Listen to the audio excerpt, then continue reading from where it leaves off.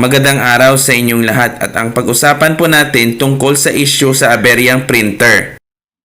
So makikita mo sa video hindi na marka ang papel. Ano nangyari sa makina namin? Meron lang siyang ink. Yun nga lang hindi siya nagsusulat o napiprint sa papel paglabas niya galing sa unit.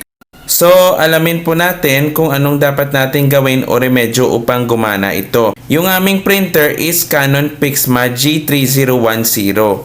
Napilitan itong patayin and then switch natin ulit at i-press ang positive sign na 3 beses. Then pindutin natin yung diamond na kulay green upang ito ay mag-start. So antayin lamang ito hanggang sa nagiging number 1. So, as you can see, makikita mo yung sa display ng printer ay naglo-loading pa. So, dapat habaan ng pasensya ang kailangan ha. And make sure na manatiling nakabukas ang makina habang ito ay inayos yung sarili niya.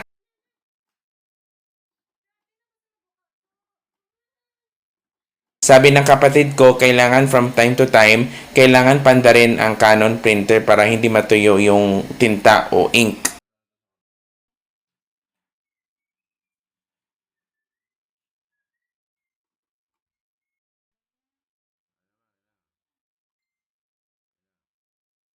Now, kapag tapos na, and make sure na ma-print ang paper sa nasabing unit. Alright, so that's all for today sa ating video and maraming salamat po. Shout out kay Thomas Lemaster, yung aming churchmate. So maraming salamat sa inyong panonood and see you again for the next video.